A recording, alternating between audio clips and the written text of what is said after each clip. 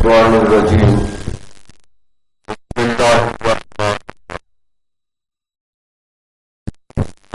ان اولیاء اللہ لا خوف علیہم ولا هم یحزنون. صدق اللہ العظیم. میرے واجب الاحترام بزرگوں، دوستوں اور بھائیوں، میں نے قرآن پاک کی وہ آیہ کریمہ تلاوت کی ہے جس میں رب تعالیٰ کی ذات بابرکات ارشاد فرماتی ہے کہ جو میرے دوست ہوتے ہیں ان کو کسی قسم کا غم فکر اور حزن و ملال نہیں ہوتا، کسی قسم کا خوف نہیں ہوتا. تو گزشتہ جمعے کو میں نے آپ دوستوں کے سامنے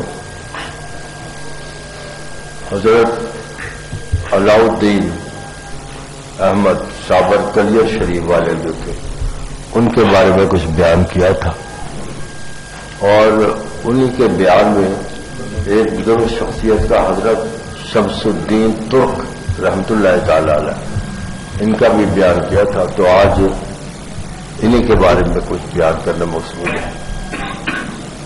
آپ شمس الدین ترک جیسے نام سے ظاہر ہے کہ آپ ترکی کے رہنے والے ہیں. شمس الدین ترکی کے رہنے والے ہیں اور آپ سید خاندان سے تعلق رکھتے ہیں. شمس الدین ترک جو ہے یہ سید خاندان سے تعلق رکھتے ہیں. آپ کا سلسلہ حضرت علی مرتضیٰ تک پہنچتا. حضرت شمس الدین ترک کا حضرت علی مرتضیٰ تک پہنچتا ہے، اور میں آپ کو بتاتا ہوں کہ کس طریقے سے یہ ان کا شجرہ وہاں تک پہنچ جاتا. آپ کا اس میں گرامی شمس الدین ترک،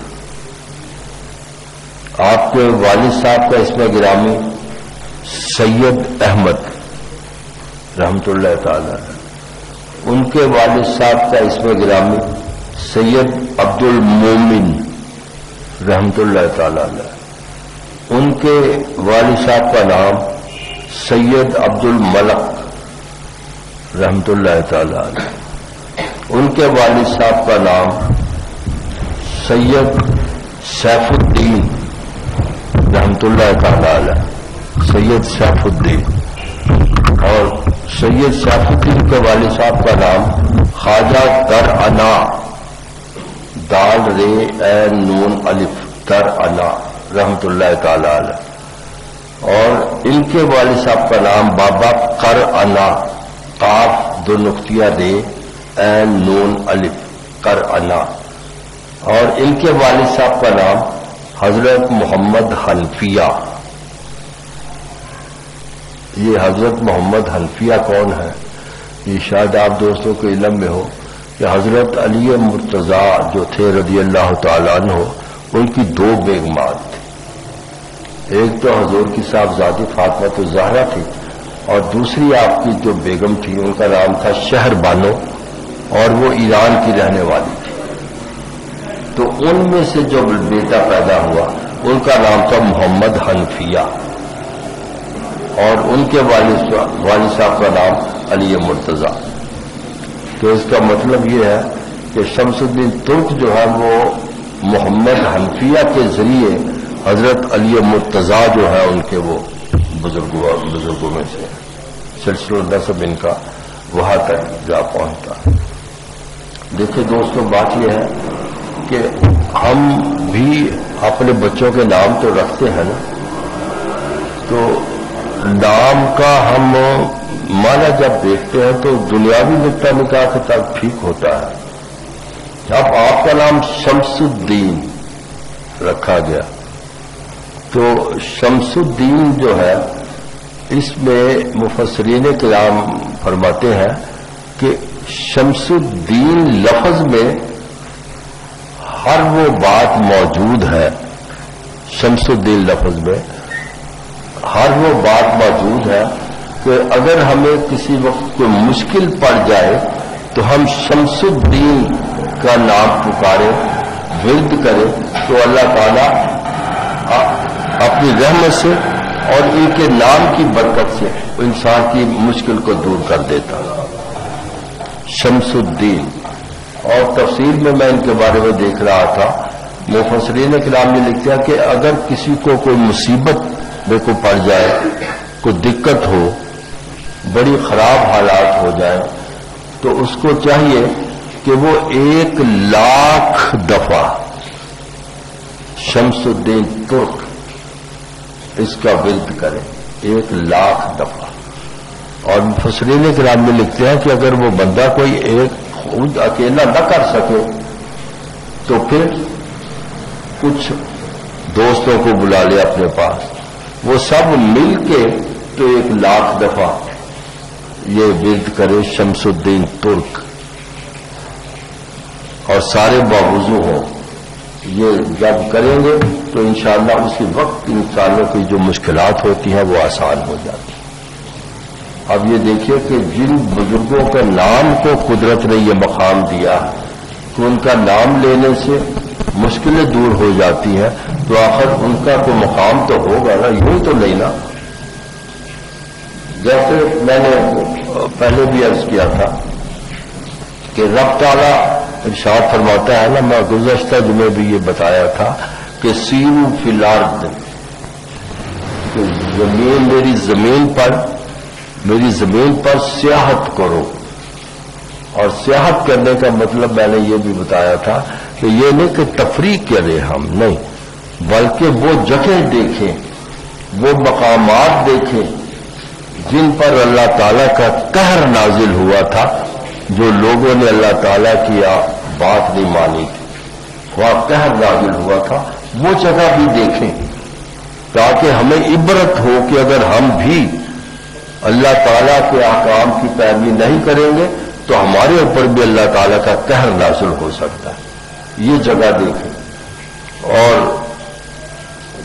وہ جگہ بھی دیکھیں، سیروا فی الارض کے تحت وہ جگہ بھی دیکھیں کہ جہاں اللہ تعالیٰ کی رحمتوں کا نزول ہوا، جہاں اللہ تعالیٰ نے اپنے بندوں پر رحم و کرم فرمایا کہ یہ نیک کام انہوں نے کیے تھے، اس وجہ کر کے ان پر میں نے اپنی رحمتوں کا نزول کیا.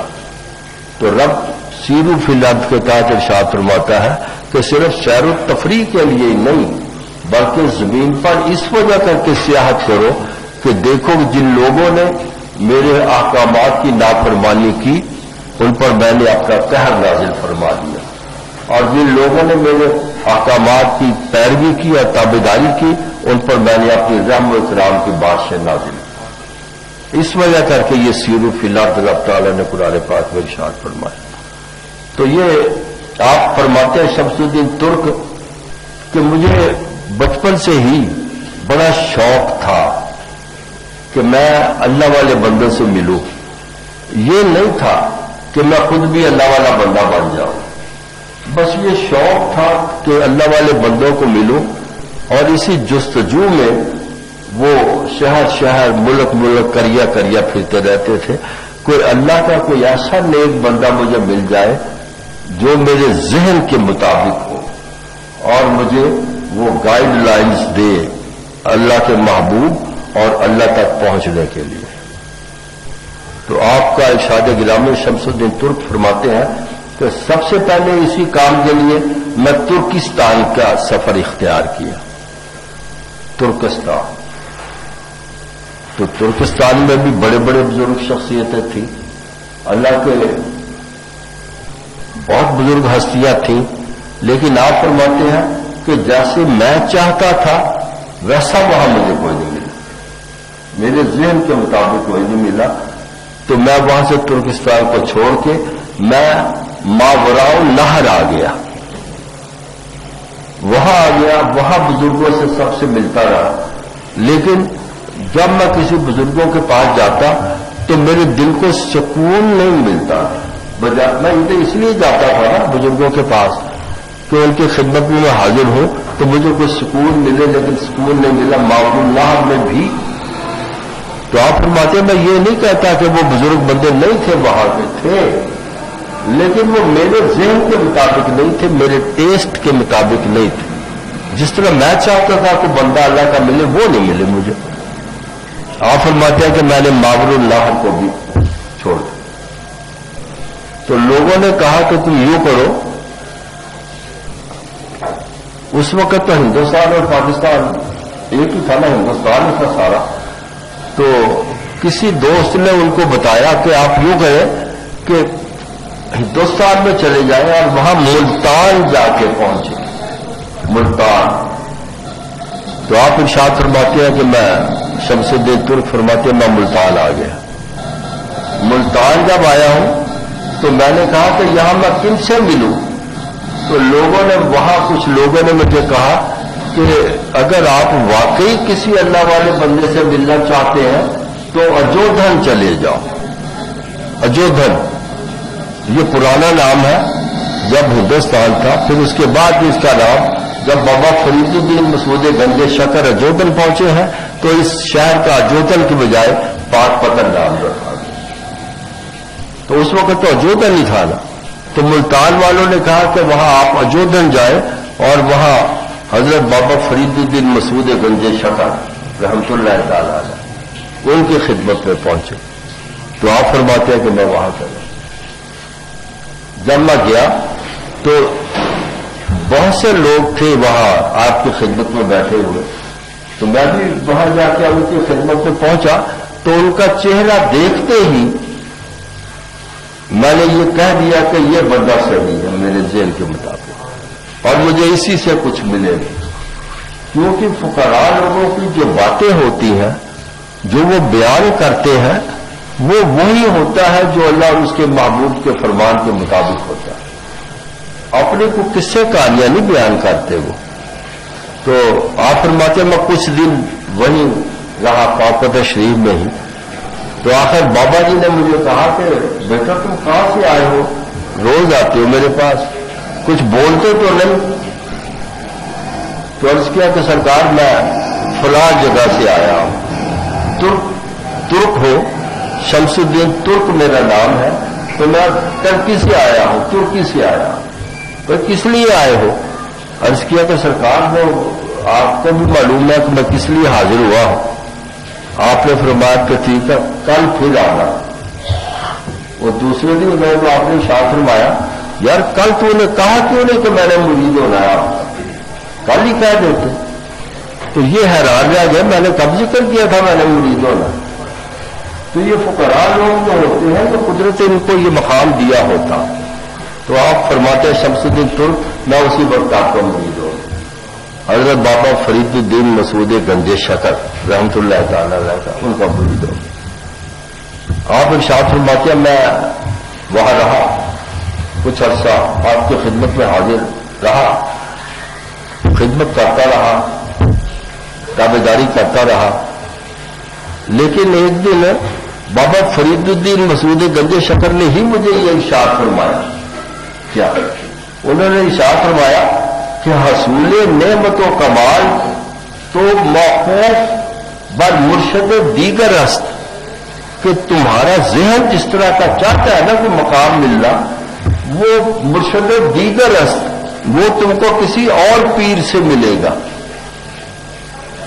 میں نہیں دوں گا, اور پیر سے ملے گا. تو عرض کیا کہ سرکار وہ اور پھر میں نے تو آپ کے ہاتھ پہ بیعت کی ہے تو مجھے آپ ہی عطا فرمائیے. فرمایا کہ نہیں وہ ہوگا میرا ہی سلسلہ. تو میں تم کو بھیجتا ہوں, تم ان سے جا کے میرے بارے میں کہو کہ مجھے بابا جی نے بھیجا ہے اور مجھے مرید کر لو. تو عرض کیا جناب یہ آپ کی مرضی ہے کیونکہ عامر پیر ہے, تو پیر صاحب جہاں بھیجیں گے میں تو وہیں جاؤں گا. تو بابا فرید الدین مسعود گنج شکر نے ارشاد فرمایا کہ تم یوں کرو کہ علاؤالدین احمد صابر کلیئر شریف چلے جاؤ اور ان کو میرے بارے میں کہو کہ مجھے انہوں نے بھیجا کہ مجھے اپنا مرید کر. تو یہ ہوتا یہ کوئی نئی بات نہیں کہ اپنے پیر جو ہوتے ہیں وہ جس کو مناسب سمجھتے ہیں وہ پیر ادھر بھیج دیتے ہیں. تو اب یہ وہاں پہنچتے ہیں, آپ کی خدمت میں کلیئر شریف پہنچے تو صابر پیا نے اسی وقت آپ کو دیکھا تو ارشاد فرمایا وہ الفاظ جو انہوں نے ارشاد فرمائے. آپ نے ارشاد فرمایا کہ اے شمس الدین تو میرا فرزند ہے، تو میرا بیٹا، اے شمس الدین تو میرا فرزند ہے، میں نے خدا سے چاہا کہ میرا سلسلہ تجھ سے جاری ہو اور قیامت تک رہے۔ یہ وہ ان کے کلیئر شریف والوں کے صابر پیا کے الفاظ تھے۔ تو اب یہ بڑی ہستی وہ یہ الفاظ کہے کہ تو میرا فرزند ہے، اور میں نے رب سے یہ عرض کی تھی کہ میرا سلسلہ جاری رکھنے کے لیے کسی کو تو ایسی شخصیت کو بھیج جو میرے ذہن کے مطابق وہ آ گیا۔ تو پھر انہوں نے بھی آپ کو بیعت کیا، بیعت ہوئے، ہم اس کو کہتے ہیں تجدید بیعت۔ بیعت تو وہ ہوتی ہے نا کہ جو پہلے بندہ کسی پیر کے ہاتھ پر بیعت کر لے، اس کے بعد ان کے کہنے پہ یا ان کے وصال کے بعد کسی اور جگہ بیعت کرنا چاہے بندہ تو اس کو کہتے ہیں تجدید بیعت۔ تو انہوں نے تجدید بیعت جو تھی وہ ان کے ہاتھ پر کر لی، صابر پیا کے ہاتھ۔ تو بیعت تو ہو گئے، وہی رہنے لگے۔ جب بھی کوئی کام آپ فرماتے وہ کام کرتے، تو ایک دن یہ صابر پیا بڑے ترنگ میں تھے، تو ایک شاہ فرمایا کہ یار شمس الدین تو یوں کر کہ تیری میں ایک ڈیوٹی لگا دیتا، تو وہ ڈیوٹی ادا کیا کر پیر خانے میں۔ عرض کیا سرکار ڈیوٹی لگائیے، کیا ڈیوٹی؟ میں انشاءاللہ پوری کرنے کی کوشش کروں گا۔ تو صابر پیا صاحب نے ارشاد فرمایا کہ تمہارے ذمے صرف اور صرف یہ کام ہے کہ جب نماز کا وقت ہو اور مجھے وضو کرنا ہو تو تم مجھے وضو کروا دیا۔ اب ہم یہ بعض اوقات کو بزرگ ہے نا، ہمیں وضو کروا دوں، ہم ناک منہ چھڑاتے ہیں، لو خود نہیں کر سکتے وضو، سامنے تو ٹوٹیاں لگی ہوئی ہیں، پانی کا جگ تو پاس پڑا ہوا، تو یہ ہمیں کیوں کہتے ہیں؟ خود کیوں نہیں وضو کر لیتے؟ نا دوستو، یہ نہیں کبھی سوچنا چاہیے۔ اب آپ یہ دیکھیے گا، میں ایک مثال دی تھی یہاں پہلے بھی کہ حضور علیہ الصلوۃ والسلام کی ذات گرامی تشریف فرما ہے کہ آپ نے ایک صحابی کو ارشاد فرمایا کہ میرے قریب آ جا۔ یعنی اس کی خوش قسمتی دیکھیے کہ پیغمبر صحابی کو خود اپنے پاس طلب کرتے، وہ صحابی بارگاہ رسالت میں حاضر ہو گئے تو حضور نے ارشاد فرمایا یار میرا جی چاہتا ہے کہ تم مجھے جب میں نماز پڑھنے کے لیے کھڑا ہوں وضو کرنا چاہوں تو تم مجھ کو پانی ڈال کے وضو کروایا کر۔ حضور نے بھی یہی فرمایا صحابی کو کہ میں بتانا یہ چاہتا ہوں کہ کسی بزرگوں کو، اللہ والے بندوں کو، نیک بندوں کو وضو کروانا جو ہے یہ تو بڑی بات ہے، تو تم مجھے وضو کروایا کر۔ اب اس صحابی کی ڈیوٹی حضور نے لگا دی کہ تم مجھے وضو کروا۔ تو آج کل کے دور میں اگر کوئی مرید ہو پیر اس کو کہے کہ بھائی تم مجھے وضو کروائے گا تو وہ اول تو ویسے کترا جائے گا، لو جی پانی کا ڈول تو پاس پڑا ہوا تو مجھے نہیں کر سکتے، تو اگر کریں گے بھی تو وہ سامنے کھڑے ہو کر وہ کر کے پانی ڈولتے رہیں گے ہاتھوں پہ کہ وضو کر لیں۔ لیکن اس صحابی نے کہا کہ یہ سوئے ادب ہے کہ میں حضور کے سامنے کھڑا ہو کے پانی ڈالوں اور ان کو وضو کرواؤں، تو وہ پیچھے کھڑے ہو جاتے یا اور پیچھے سے پانی حضور کے ہاتھوں پر ڈالتا۔ یعنی جو ہے نا ادب یہ ہے ادب کہ آگے نہیں آئے پیچھے سے پانی ڈالتے۔ تو آپ دوستوں نے دیکھا ہوگا کہ جب ہم وضو کرتے ہیں سارے دوست وضو کرتے ہیں، چہرہ جب دھوتے ہیں نا اوپر پانی جب چہرے پر ڈالتا ہے تو چہرہ اوپر کو اٹھتا ہمیشہ، تو وہ وضو کروا رہے ہیں صحابی اور حضور نے جب اپنے چہرے پر پانی ڈالا تو چہرہ اوپر کو اٹھا، وہ صحابی کی چہرہ یہاں تھا تو حضور کی نظر اس کے چہرے پہ پڑ گئی۔ تو اسی وقت وضو بھی ہو رہا تھا، ارشاد فرمایا کہ اس صحابی سے کہ سال مجھ سے کچھ سوال کر، مجھ سے کچھ مانگ لے، جو چاہتے ہیں مانگو، سال۔ عرض کیا سرکار آپ وضو فرما لیجیے۔ دوسری دفعہ جب چہرے پہ پانی ڈالا پھر حضور کا اس کے چہرے پر نظر پڑی، ارشاد فرمایا سال۔ عرض کیا کہ سرکار آپ وضو فرما لیجیے۔ تیسری بار پھر حضور نے ارشاد فرمایا سال۔ تو اس صحابی نے کیا عرض کی، دیکھیے غور کریں، میں یہ عرض کرتا ہوں یہ ایک بڑی خوش قسمتی کی بات ہوتی ہے کسی کا وضو کروانا، تو مزاق تو لینا، ہم اس کو بوجھ سمجھتے ہیں، بار سمجھتے ہیں، آر سمجھتے ہیں نا۔ اگر کوئی بندہ نہ بھی وہ بزرگ ہو لیکن نماز کے لیے وضو کروانا یہ تو بڑی اچھی بات ہے۔ کیا گوارتے اسی وضو کرانے کے سب میں ہماری آخرت سمجھ جائے، رب تعالیٰ ہم کو جنت عطا فرما دے، یہ کوئی بڑی بات تو نہیں نا۔ تو جب حضور نے ارشاد فرمایا ساری تیسری بات تو اس کی کہ سرکار وہ رب تعالیٰ قرآن پاک میں ارشاد فرماتا ہے کہ آخرت کے دن میں اپنے محبوب کو مقام محمودہ پر پہنچاؤں گا، جہاں صرف میرا محبوب ہوگا، اس مقام۔ حضور نے فرمایا ہاں، رب نے یہی فرمایا۔ تو اس کے کہ سرکار میری ایک یہ خواہش ہے، اگر آپ قبول فرما لیں۔ کیا؟ آپ نے فرمایا کو کہا انشاءاللہ قبول ہوگی۔ اس صحابی نے یہ عرض کیا کہ سرکار جس طرح میں آپ کو یہاں وضو کرواتا ہوں نا، تو جب آپ مقام محمود پر پہنچے تو وہاں بھی میری ڈیوٹی لگے میں آپ کو وضو کرواتا رہا۔ اب آپ یہ غور کریں کہ وہاں تو حضور علیہ الصلوۃ والسلام نے ہونا، تو حضور نے یہ نہیں کہا کہ ایسا میں رب سے پوچھ لوں کہ وہ یہ بات مانتے بھی ہے کہ نہیں۔ ارشاد فرمایا کہ تمہاری یہ بات قبول کر لی گئی، کوئی اور بھی بات کر لو، عرض کیا سرکار اور کچھ نہیں۔ تو یہ صحابی بھی وضو کرواتے تھے۔ تو قدرت نے کیسا مقام عطا فرمایا کہ جہاں حضور کی ذات گرامی ہوگی مقام محمودہ پر، وہاں یہ صحابی بھی موجود ہوں گے حضور کو وضو کروانے کے۔ تو اسی طرح ان کی ڈیوٹی بھی لگ گئی شمس الدین ترک کی کہ تم یوں کرو کہ مجھے وضو کروایا کرو۔ وضو کرواتے رہے اور کوئی بات نہیں، وضو ہوتا رہا۔ تو کچھ عرصے کے بعد آپ نے ارشاد فرمایا، صابر کیا رحمت اللہ تعالیٰ عنہ نے ارشاد فرمایا کہ یار میرے پاس ایک چیز ہے تیری امانت، ایک چیز میرے پاس تیری امانت ہے، وہ مجھ سے تو لے لے۔ عرض کیا سرکار جب آپ مناسب سمجھے دے دیں۔ آپ نے فرمایا ابھی آ جا۔ اس کو پکڑ کے اپنے سینے کے ساتھ لگایا۔ سینے کے ساتھ لگانا ہی تھا کہ اس میں اعظم جو ہوتا ہے وہ انہوں نے اپنی طرف سے اس طرح منتقل کر دیا۔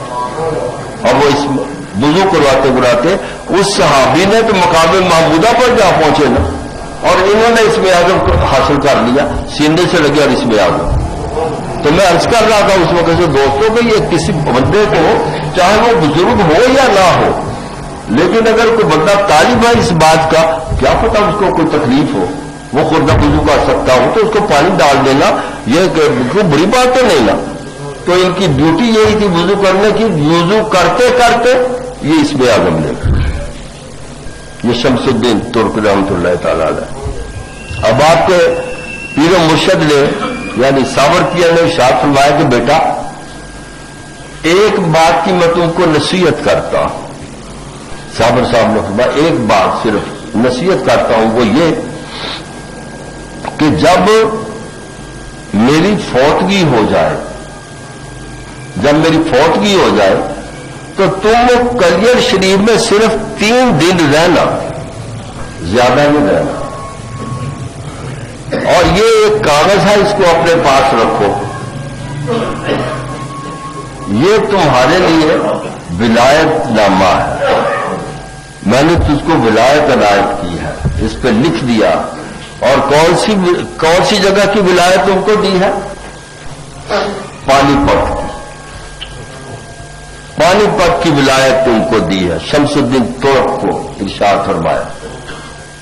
تو اب دیکھیے وضو کراتے ولایت بھی مل گئی، تو ادھر اس میں اعظم بھی مل گیا اور ولایت بھی مل گئی۔ بہت مرض کرتا ہوں دوستوں کہ یہ تو مزاق نہیں، کسی کو وضو کرانا اللہ تعالیٰ کی رحمتوں کا نزول ہوتا ہے اس بندے پر جو کسی کو وضو کرواتا،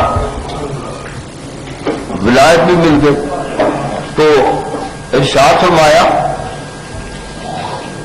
کہ 3 دن تک یہی رہنا، اس کے بعد پھر چلے جانا۔ انہوں نے عرض کیا کہ سرکار اس وقت پانی پت میں تو بڑی جلیل القدر ہستی ہے،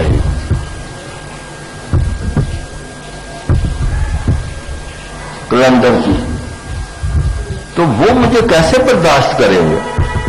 وہ بھی وہی ہے تو میں بھی وہاں چلے جاؤں، تو ایک جگہ پہ 2 ولایت والے کیسے رہیں گے؟ آپ نے ارشاد فرمایا کہ نہیں تو گھبرا نہ، جب تو پانی پت جائے گا تو وہ بو علی کلندر پانی پتی رحمت اللہ تعالی علیہ جو ہے وہ بذات خود ہی کسی اور جگہ تشریف لے جائے، کیونکہ میں نے تجھ کو ولایت دی ہے پانی پت. تو اسی وقت عرض کیا کہ سرکار وہ بات یہ ہے کہ میں کام کا تو کچھ جانتا نہیں، تو روٹی پانی تو کھانی ہے نا جی میں نے، تو اگر آپ مجھے اجازت عطا فرما دیں کہ میں کہیں تھوڑی سی نوکری کر لوں تاکہ 4 پیسے تنخواہ کے آوے تو میں روٹی پانی تو چلاؤں نا اپنا. تو یہ اچھی بات ہے کہ بڑی بات تو نہیں تھی نا. تو صابر پیا نے آپ کو اجازت دے دی، ہم بھی تو نوکری کر لیں. تو انہوں نے نوکری کہاں کی؟ یہ اس دور کی بات ہے جب غیاث الدین بلبن، تاریخ میں آپ دوستوں نے پڑھا ہوگا تاریخ ہند میں، ان کا دور تھا. تو ان کی فوج میں سپاہی ہو غیاث الدین بلبن. اب کسی کو نہیں پتا فوجیوں کو یا بادشاہ کو کہ یہ کیا شے ہے، وہ فوجی ہے جی، سولجر ہے. یہ اکثر اپنا کام ادا کرتے رہے، فوجی بن کے ہی کام ادا کرتے رہے. لیکن چونکہ اللہ تعالیٰ نے مقام ولایت عطا فرمایا تھا تو ان سے کچھ ایسی باتیں وارد ہونے لگی کہ جو لوگ کچھ سمجھ سے باہر تھے. وہ کہنے لگی یہ کیسا بندہ ہے، عجیب عجیب قسم کی حرکتیں کرتا ہے، اب تو اس کی بات کی سمجھ نہیں آتی. سمجھ کیسے آ سکتی تھی؟ سمجھ آنی نہیں تھی. کیونکہ جب کسی ولی کی، کسی بزرگ کے کرامتوں کا ظہور ہونا شروع ہو جائے تو پھر دنیا والوں کو تو نیچے رہ گئے نا، وہ تو پھر اوپر رہے ہو گیا، تو دنیا والے سمجھ نہ سکے. انہوں نے کہا کہ چونکہ یہ لوگ مجھے سمجھ نہیں پاتے لہٰذا میں استعفیٰ دے دیتا، نوکری سے استعفیٰ دے دیتا. آپ غور کریں، انہوں نے استعفیٰ تو دینا تھا نا، تو استعفیٰ دیا. تو کچھ عرصے کے بعد آپ کے پیر صابر پیا رحمت اللہ تعالی نے ان کا وصال ہو گیا. تو یہ 3 دن کلیر شریف میں رہے پیر صاحب کے حکم کے مطابق، اور چوتھے دن یہ پانی پت جا پہنچے.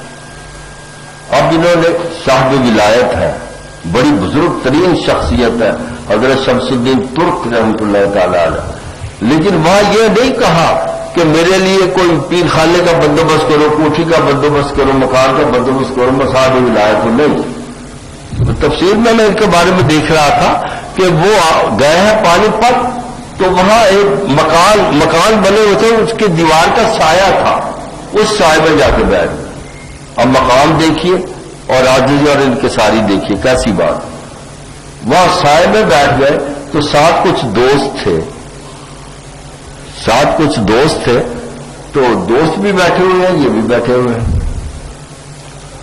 تو انہوں نے ارشاد فرمایا کہ یہاں حضرت بو علی کلندر بھی ہیں پانی پت میں، تو ان کو میرا سلام عرض کرو. یہ دیکھیے، یہ فقراء جو ہوتے ہیں نا، وہ چاہے منہ سے بولے نہ بولے لیکن ان کو سلام و پیام کیسے چلتا. ان کو سلام کہیے. اور ایک بندے کو کہا تم یوں کرو کہ مجھے دودھ کا ایک پیالہ لا دو، پیالہ لاؤ اور اس میں دودھ پڑا ہوا. اب یہ عوام الناس کی ذہن سے بہت بڑی بات ہے کہ کیا انہوں نے بزرگوں نے دودھ پینا تھا؟ شمس الدین ترک نے نہیں پینا تھا، پھر منگایا کیوں؟ تو اسی بندے کو ارشاد ہوا یہ دودھ کا پیالہ لے جا بھرا ہوا، اور ان کو جا کے کلندر صاحب کو میری طرف سے پیش کر دو اور سلام بھی میرا عرض کرو. دودھ کا پیالہ ان کے پاس بھیج دیا اور سلام بھی عرض کر دیا. تو وہ جب ان کے پاس دودھ کا پیالہ پہنچا تو وہ پیالے کو دیکھ رہے اور مسکرا رہے ہیں. تو انہوں نے اپنے ایک مرید کو کہا یار باہر سے گلاب کا ایک پھول توڑ کے لاؤ. وہ گلاب کا پھول آ گیا. تو کلندر صاحب نے دودھ کے اندر وہ گلاب کا پھول رکھ کے وہ پیالہ واپس کر دیا اسی بندے کے ہاتھ اور کہا کہ شمس الدین ترک کو میرا بھی سلام کرے. اب ظاہری طور پہ تو کچھ بھی نہیں کرے، دودھ کا پیالہ ادھر گیا، دودھ کا پیالہ ادھر آ گیا، گلاب کا پھول رکھ. تو یہ بات کیا بنی؟ میں اس لیے عرض کرتا ہوں کہ فقراء لوگ جو ہوتے ہیں وہ ایسے اشارے اور کنایا میں یہ ساری باتیں کر جاتے. تو جب وہ دودھ کا پیالہ بما گلاب کے پھول کے واپس آیا تو انہوں نے پیش کیا شمس الدین ترک کو، وہ بھی مسکرا دیے. عرض کیا سرکار یہ سمجھ نہیں بات آئی. ان کو خالی پیالہ دیا دودھ کا، وہ بھی مسکرا دیے، آپ کو بھی دیا آپ بھی مسکرا دیے، بات کیا؟ تو انہوں نے ارشاد فرمایا کہ اصل وجہ یہ ہے کہ جب میں نے دودھ کا پیالہ ان کو بھیجا تھا کلندر صاحب کو، انہوں نے میری وعلیکم السلام کہا، تو میں نے ان کو کہا تھا کہ میرے پیر و مرشد نے پانی پت کی ولایت مجھ کو دی ہے، اب آپ کا یہاں کیا کام ہو سکتا ہے؟ میرے پیر مرشد نے مجھ کو ولایت پانی پت کی دی ہے، اب آپ کا تو یہاں کوئی بات نہیں نا. تو انہوں نے اس کے اوپر ایک گلاب کا پھول رکھ کے مجھے پیالہ واپس بھیج دیا دودھ والا. تو اس کا مطلب یہ تھا انہوں نے یہ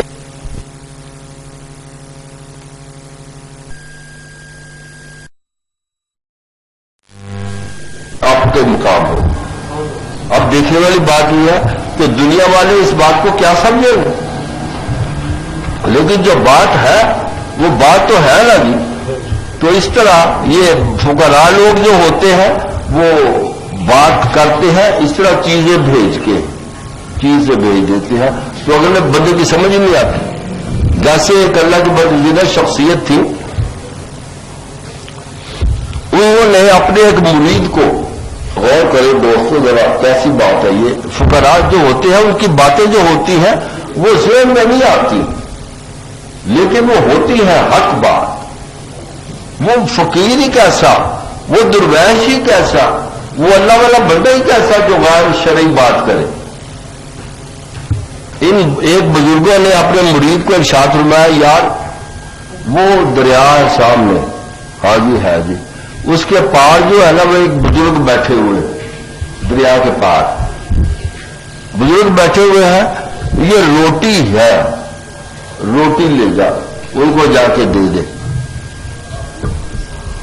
اور کہنا کیا، دیکھیے یہ میں نے عرض کیا نا کہ ان فقراء کی باتیں بڑی عجیب قسم کی ہوتی ہے. روٹی لے جا اور ان کو جا کے دے دے، ان فقیر کو، درویش کو، اور ان کو یہ کہنا کہ یہ روٹی اس نے بھیجی ہے. الفاظ کا غور کریں، یہ روٹی اس نے بھیجی ہے جس کی شادی کو اتنے سال ہو گئے، 40 سال، لیکن وہ اپنی بیوی کے قریب ہی نہیں گیا. تو یہ مرید کا میں کمال ہے. ہمارے پیر صاحب کے تو 5-6 بچے ہیں اور یہ پیر صاحب کہتے ہیں میں اپنی بیوی کے قریب ہی نہیں گیا، 40 سال ہو گئے شادی کو. دیکھو کیسے منہ پہ اس طرح کی بات کرتے. آپ نے ارشاد فرمایا نے دل کو دیکھا تو وہ کہہ رہے انہوں نے نہیں، جو تجھ کو کہا وہی کر، تو جا، ان کو کہہ تو صحیح نا. تو کوئی اس جمیلے میں پڑ گیا کہ پیر صاحب کی شادی ہوئی ہے کہ نہیں ہوئی، تو جا روٹی لے جا. تو عرض کیا کہ سرکار وہ جب میں روٹی لے کے جاؤں گا تو میں ان کو دے دوں گا. ہاں جی. تو روٹی لے کے گئے تو دیکھا کہ دریا کے پارلی طرف ایک بزرگ بیٹھے ہوئے، ان کو روٹی دے دی اور کہا کہ یہ جی ان بزرگوں نے بھیجی ہے جن کی شادی کو اتنے سال ہو گئے ہیں، ان کی اتنی اولاد بھی ہے، لیکن وہ کہتے ہیں میں اپنی بیوی کے پاس ہی نہیں گیا. انہوں نے کہا ٹھیک، وہ ٹھیک کہتے ہیں، واقعی وہ اپنے بیوی کے پاس نہیں گئے. تو سرکار وہ ٹھیک کہتے کیسے بات بنے؟ ان کے تو بچے ہیں. فرمایا نہیں وہ ٹھیک کہتے ہیں میں اپنی بیوی کے پاس ہی نہیں گیا. سرکار یہ آپ روٹی کھا لیں. روٹی کھائی، برتن لے کے جب واپس آنے لگے تو انہوں نے ارشاد فرمایا اس بزرگوں نے کہ جب تم اپنے پیر صاحب کی خدمت میں جاؤ تو ان کو جا کے کہنا، ان کو جا کے یہ کہنا کہ روٹی تم نے مجھے بھیجی ہے لیکن میں نے تو اتنے 40 سال ہو گئے میں نے روٹی بھی نہیں کبھی کھا کے دیکھی. وہ کہہ رہے کہ عجیب سی باتیں ہیں یہ. وہ کہتے میں اپنی بیوی کے پاس نہیں گیا، یہ کہتے میں نے روٹی نہیں کھائی، میرے سامنے روٹی کھائی. وہ سٹ پٹایا ہوا واپس جب آئے تو پیر صاحب کو عرض کیا کہ سرکار وہ روٹی دیتی کھا لی. انہوں نے کچھ کہا تھا جی، یہ کہا تھا، کہ وہ ٹھیک کہا تھا، کہا تم نے میری بات دے دی، پہنچا دی تھی جی. تو عرض کیا کہ سرکار یہ وہ باتیں آپ ٹھیک کرتے ہیں وہ بھی اور آپ بھی، لیکن میری سمجھ میں نہیں آئی۔ کیا نہیں سمجھ آئی؟ کہ پیر صاحب آپ کے تو ماشاءاللہ 5-6 بچے ہیں اور آپ کہتے ہیں میں بیوی کے قریب ہی نہیں گیا۔ ارشاد فرمایا کہ دیکھو میرے بچے ضرور ہیں، لیکن میں اپنی نفسانی خواہشات کو مد نظر رکھتے ہوئے کبھی بیوی کے پاس نہیں گیا، اس لیے جاتا ہوں کہ یہ رب تعالیٰ اور اس کے محبوب کا حکم، لہٰذا اس میں میرا اپنا نفس شامل تو نہیں ہوتا نا، لہٰذا میں نہیں گیا۔ تو اس کے کون بزرگوں نے کہا کہ جناب میں نے ساری عمر روٹی نہیں کھائی اتنی سال، فرمایا کہ وہ بھی روٹی اس لیے کھاتے ہیں اتنی کہ جن سے ان کا سانس چلتا رہے، تاکہ وہ ذکر الہی کرتے رہے۔ انہوں نے بھی ٹھیک کہا، میں نے بھی ٹھیک کہا۔ تو اب یہ دیکھو کیسے بندے ہوتے ہیں، ہوتے تو ہماری طرح کا ہی ہے نا، لیکن قدرت نے ان کو ایسا بلند و بالا مقام عطا کیا ہوتا کہ انسان دنگ رہ جاتا ہے کہ وہ باتیں ایسی ایسی عجیب کرتے ہیں کہ دنیا والے سمجھ نہیں پاتے ان باتوں۔ تو یہ میں ذکر کر رہا تھا کہ جب یہ ترکستان سے چلنے لگے ماوراء نہر، تو وہاں لوگوں نے کہا کہ پیر صاحب آپ نہ جائیے، آپ نہ جائیے ترکستان چھوڑ کے۔ انہوں نے کہا کہ نہیں یار وہ جانا ضروری ہے، کہ ضروری موقع ہے جانے کا۔ تو لوگوں نے کہا کہ سرکار آپ یوں کریں کہ آپ یہ جائیے۔ تو ایک اور وہاں بزرگ تھے، انہوں نے کہا جانے دو ان کو، یہ کیا کریں گے جا رہا ہے کہ یہ تو غلط نہیں کرتے کہ میں سید ہوں، یہ تو سید بھی نہیں ہے، جھوٹ بولتے ہیں یہ شمس الدین ترک، یہ سید بھی نہیں ہے، ان کو جانے دو، جھوٹے بندے کا کیا کام یاد ہے نا۔ تو شمس الدین ترک نے ارشاد فرمائی آپ تو سید ہیں؟ کہہ رہے ہاں جی خالص سید ہوں۔ کہہ رہے اچھا پھر دیکھو بات یہ ہے کہ آگ جو ہوتی ہے نا وہ سید کے بال تک کو نہیں جلاتی، تو سید ہے، میں نے کلیم نہیں کیا سید ہونے کا، تو یہاں ایک آگ بہکا دیتے ہیں، آگ یہاں جلاتے ہیں تو اس میں دونوں داخل ہو جاتے ہیں، دیکھو کس کا کون زندہ رہتا اور کون مر جاتا، اور یہ بات ہی کوئی نہیں۔ تو اب سب لوگ اکٹھے ہیں اور یہ وہاں آگ دہک رہی ہے، تو یہ حضرت شمس الدین ترک رحمۃ اللہ تعالی علیہ نے اللہ کا نام لیا اور آگ کے اندر چلے۔ اب اندر سے فرما رہے ہیں ان کو کہ تو بھی اندر آ، کہنا کہ اچھا بھی آتا ہوں۔ تو یہ شمس الدین ترک بالکل اسی طرح مکمل طور پہ صحیح کے صحیح، یعنی بال تک نہیں جھلسا، جو کپڑا پہنا ہوا تھا لباس وہ بھی بالکل اسی طرح تھا۔ کیا آپ نے پھر ارشاد فرمایا لوگوں کو دیکھ کے بھائی اس کو کہو نا اندر آئیے سید جو ہے۔ تو مفسرین کرام لکھا کہ جب وہ آگے جانے لگا تو ابھی بال تھا کہ آ کے ایک شعلے نے اس کے سارے کپڑے جلا کے رکھ، کہا دیکھو میں نے کب کلیم کیا تھا کہ میں سید ہوں۔ یہ اس طرح کے لوگ جو ہوتے ہیں وہ دو بزرگوں کو اس طرح بدنام کرنے کی کوشش کرتے ہیں۔ تو یہ بتانا یہ مقصود ہے دوستوں کہ اللہ تعالیٰ کا یہ کرم ہوتا ہے ان لوگوں پر کہ اللہ نے، میں نے جیسے ابھی عرض کیا تھا کہ غیاث الدین بلبن کی فوج میں انہوں نے نوکری کی تھی کچھ دیر، ان کے بارے میں نے یہ پڑھا کہ نوکری انہوں نے کی تو غیاث الدین بلبن نے مشرقین کے قلعے کا محاصرہ کر لیا اور قلعہ فتح نہیں ہو رہا تھا، تو غیاث الدین بلبن کی فوج ساری خیمے ڈالے ہیں رات کو بیٹھنے کے لیے، صبح لڑائی کریں گے۔ پھر مفسرین کرام میں لکھتے ہیں کہ رات کو اتنا تند و تیز طوفان آیا کہ خیمے خونے جو تھے سارے اکھڑ گئے اور جو مشعلیں جل رہی تھی وہ بھی ساری بجھ گئی، اندھیرا گھپ ہو گیا۔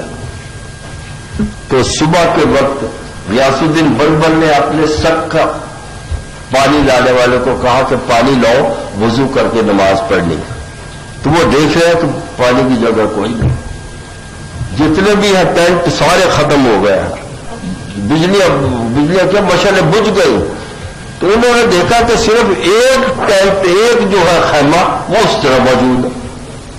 تو یہ جب اس خیمے میں گئے تو دیکھا کہ وہاں حضرت شمس الدین ترک جو وہاں ملازمت کرتے تھے وہ اس خیمے کے اندر تھے، مشعل بھی ان کی جل رہی تھی اور وہ قرآن پاک کی تلاوت بھی کر رہے تھے، اور جو ٹینٹ تھا وہ بھی اس طرح محفوظ تھا۔ عرض کرنے کا مطلب ہے یہ فقراء لوگ جو ہوتے ہیں، اللہ والے بندے جو ہوتے ہیں، قدرت نے ان کو بہت بلند والا مقام پر فائز کیا ہوتا ہے۔ یہ ایک علیحدہ چیز ہے کہ ہماری آنکھوں کو پہچان نہ سکے۔ ہماری آنکھ کیسے پہچان سکتی ہے ایسی ہستیوں؟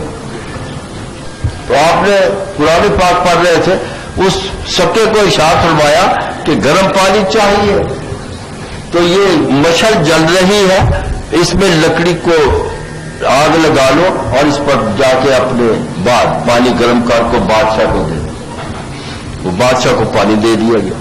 تو یہ سکا کہتا میں دوسرے دن پھر گیا پانی اپنی لکڑی سلگانے کے لیے، تو یہ شمس الدین ترک اپنے خیمے میں موجود ہی نہیں تھے۔ میں باہر نکلا تو دیکھا کہ ایک تالاب تھا، تالاب پر یہ وضو کر رہے تھے نماز کے لیے۔ تو جب یہ فرماتے ہیں وہ شکے کہ میں درخت کی اوٹ میں کھڑا ہو گیا، جب یہ اٹھ کے گئے ہیں وضو کر کے تو میں نے بھی اسی جگہ سے وضو کرنا شروع کیا، تو وہ پانی اتنا گرم تھا کہ میرے ہاتھوں پر نہیں پڑتا، حالانکہ مکمل طور پر سردی تھی، برف جمی ہوئی تھی وہاں، لیکن جس جگہ انہوں نے وضو کیا شمس الدین ترک نے، وہ پانی گرم۔ تو یہ سکا کہتا کہ میں نے اپنی مشق گرم پانی سے بھر کے وہ لے گیا۔ تو میں نے جا کے بلبل کو کہا کہ جناب وہ جو بندہ ہے نا شمس الدین ترک ہے تو سپاہی، لیکن اس کو تو یہ کافی ہوتا۔ انہوں نے کہا یہ کیسے ہو سکتا ہے یار، وہ جس جگہ وہ وضو کرے وہ گرم پانی، باقی سارا تالاب جو وہ برف بنی ہو۔ اور سرکار آپ خود جا کے دیکھ لیجیے۔ دوسرے دن غیاث الدین بلبل خود ان کے ساتھ گئے تو دیکھا کہ وہ خیمے میں نہیں تھے، تو یہ دونوں غیاث الدین بلبل بھی اور وہ ان کا سکا بھی دونوں درخت کی اوٹ میں ہو گئے۔ جب یہ وضو کر کے باہر آئے نکلے تالاب سے تو غیاث الدین بلبل نے جب پانی میں ہاتھ ڈالا تو وہ پانی اتنا گرم تھا کہ کمال کا گرم۔ تو سکے نے عرض کیا کہ جناب یہ بندہ تو کہ واقعی اللہ والا لگتا، دیکھو کیسی کرامتیں اس سے وارد ہو رہی۔ تو اب کوئی اور ہوتا تو نہ جاتا، کیونکہ اس کے اندر بھی ایمان کی رمق موجود تھی غیاث الدین بلبل کے اندر بھی، تو یہ خود ان کے خیمے میں جا کے پہنچے شمس الدین ترک کے، اور جاتے ہی کو بلایا نہیں، آپ کھڑے ہو گئے کونے میں، بادشاہ وقت کونے میں کھڑا ہو گیا، اور وہ جو شمس الدین ترک سپاہی تھے وہ بیٹھے ہوئے، اور سلام عرض کی بادشاہ صاحب نے۔ تو عرض کیا کہ سرکار ہمیں تو آج پتا چلا کہ آپ کو قدرت نے کیا مقام عطا فرمایا، کیا مقام عطا فرمایا ہے، تو لہذا یہ ہم آیا محاصرہ کیا ہوا یہ قلعہ اور مشرقین کو یہ پتہ ہی نہیں ہوتا، تو سرکار دعا فرمائیے کہ دن جب چڑھے ہماری فوجیں یہ الغار کرے تو قلعہ جو ہے وہ پتہ ہو جائے۔ آپ نے ارشاد فرمایا کہ یار تو ساری عمر میں تیرے پاس اتنی دیر تک ملازمت کرتا رہا، تو نے مجھ سے مانگا تو ایک ہی قلعہ مانگا، تو مجھ کو ساری دنیا بھی کہہ دیتا نا تو اسے کو ساری دنیا تیری تابع دار ہو جاتی، صرف ایک قلعے کے لیے کہہ رہے۔ تو وہ جب دن چڑھا ان فوجوں نے یہ الغار کی ہے، ایک پل جھپکنے کی دیر میں وہ قلعہ جو تھا وہ سار ہو گیا۔ ان کو جب پتہ چل گیا کہ بادشاہ کو بھی میرے بارے میں پتہ چل گیا، انہوں نے استعفیٰ دے دیا، فوج سے استعفیٰ دے کر واپس آ۔ تو عرض کرنے کا مطلب یہ ہے کہ حضرت شمس الدین ترک رحمۃ اللہ تعالی علیہ قدرت نے ان کو، حالانکہ یہ عوام کو ان کے نام کا بھی نہیں پتا ہوگا، لیکن یہ ایسی ہستی تو ہے نا، اور قدرت نے ان کو ایسا مقام عطا فرمایا ہوا حضرت شمس الدین ترک رحمۃ اللہ تعالی علیہ کو، جیسے میں نے آغاز میں عرض کیا تھا، بزرگان دین یہ کہتے ہیں کہ شمس الدین ترک کے نام میں اتنی تاثیر ہے، ان کے نام میں اتنی تاثیر ہے کہ اگر کوئی مشکل وقت کسی پہ پڑا ہو، کسی پہ مشکل وقت پڑا ہو، تو وہ 1,00,000 دفعہ شمس الدین ترک پڑھے اور بعد میں رب سے دعا کرے، تو رب تعالیٰ اپنی رحمت کے صدقے میں، اپنے محبوب کے صدقے میں، رب تعالیٰ کی ذات گرامی جو ہے وہ اس کی مشکلات کو حل کر دے۔ اب آپ غور کریں، نام تو ہم بھی اپنے بچوں کے رکھتے ہیں، ان کا نام بھی شمس الدین ہے، لیکن شمس الدین کے اندر قدرت نے کمال کا مقام عطا فرمایا. تو یہ وہ ہے شمس الدین ترک رحمۃ اللہ تعالی علیہ کہ جب یہ ان کے مرید تھے ساورکیا کے، تو میں نے یہ گزشتہ جمعے کو بھی تھوڑا سا یہ عرض کیا تھا ان کے بارے میں کہ وہ ان کو ارشاد فرماتا کہ شمس الدین وہ فلاں کتاب فلاں جگہ پڑھی ہوئی ہے وہ لے آ. تو شمس الدین وہاں جاتے کتابیں دیکھتے کہ پتہ نہیں کوئی صاحب میں کون سی کتاب کا دیر ہو جاتی تو یہ ساورکیا ارشاد فرماتے شمس الدین اور تو لنگڑا ہو گیا، تجھے چلا نہیں جاتا کتاب لے کے. تو تفسیر میں لکھا کہ وہ اسی وقت لنگڑے ہو جاتے. تو جب وہ لگڑا کے چل کے ان کے پاس آتے شمس الدین کے پاس، اور تجھے کیا ہو گیا علاؤدین صابر کے پاس، تجھے کیا ہو گیا؟ سرکار میں لنگڑا ہو گیا. یا اللہ میں نے تو یہاں میرے منہ سے نکل گیا تھا، یا اللہ اپنے محبوب کے صدقے میں کرم کر دے، اس کا لنگڑا پن دور کر دے. اسی وقت ٹھیک ہو جاتا. شمس الدین فلاں کتاب لے آ. اچھا جی، وہ کتاب میں دیر ہو گئی اور تجھے نظر نہیں آتا، اندھا ہے تو کتاب نہیں نظر آتی، وہ کدے تو اندھا ہے اسی وقت اندھے ہو جائے. اور وہ ٹٹول کے کتاب لے کے آتے شمس الدین کیا ہوا تجھے یار؟ میں اندھا ہو گیا. اچھا یا اللہ وہ تو میرے منہ سے نکل گیا تھا، یا اللہ اپنے محبوب کے صدقے میں اس کی آنکھیں دے دے. اسی وقت اس کو آنکھیں دے. تو یہ تفسیر میں ان کے بارے میں پڑھ رہا تھا کہ دن میں کئی دفعہ لنگڑے ہوتے اور کئی دفعہ یہ اندھے ہوتے اور کئی دفعہ ٹھیک ہو جاتے. تو اب یہ اندازہ کیجیے گا کہ یہ کیسی ہستی ہے شمس الدین ترک کہ جن کا ہم نے نام بھی نہیں سنا، لیکن مقام ان کا اللہ تعالیٰ نے ایسا بلند و بالا ان کو عطا کیا ہے کہ دنیا جو ہے وہ حیران رہ جاتی ہے. تو عرض کرنے کا مقصد یہ ہے کہ آج کل بھی یہ نعمت، یہ ایسی بربزرگ شخصیتیں ہر دور میں موجود ہوتی ہیں، ہمیشہ موجود ہوتی ہیں، لیکن ہماری آنکھیں ایسی نہیں کہ ان کو دیکھ سکے. آنکھیں ایسی نہیں کہ ان کو پہچان سکے. میں آج آپ کو پہچان کا ایک مختصر سی بات بیان کرتا ہوں کہ کیسے ہم پہچانے کہ یہ واقعی اللہ والے بندے ہیں. اس کی پہچان یہ ہے کہ اگر ہم کسی کے بارے میں یہ سنیں کہ فلاں بزرگ واقعی اللہ والا ہے، اللہ کی برگزیدہ ہستی ہے، ان کی خدمت میں پہنچو اور وہاں جا کے اگر تمہارے دل کو اطمینان ہو جائے، دل مطمئن ہو جائے، دل کو سکون ہو جائے کہ واقعی یہ اللہ والا بندہ ہے، تو وہ واقعی اللہ والا بندہ ہے. اور وہاں جا کے اگر ہمارے ذہن میں یہ آئے ہائے کہاں پھنس گئے، بھاگو یہاں سے نکلو، تو اس کا مطلب دیر از سم تھنگ رانگ، وہاں کو گڑبڑ ہے، وہاں کو ٹھیک نہیں. ورنہ اللہ والے بندے کے پاس ہم جا کے پہنچے تو ہمارا دل کیسا بھاگنے کو کرے. اللہ والے بندے کا تو مقصد ہی ہے کہ جب اللہ والے بندے کے پاس ہم پہنچتے ہیں تو وہاں جا کے ہمارا دل اطمینان پکڑ لے. تو ہمیں یہ اللہ تعالیٰ سے کوشش کرنی چاہیے، عرض کرنی چاہیے کہ اللہ ہمیں بھی کوئی ایسا اللہ کا نیک بندہ ملا کہ جس کے پاس ہم جائیں تو واقعی ہمارے دل کو سکون اور آرام میسر ہو. وہ مالا میں بڑا جن دوست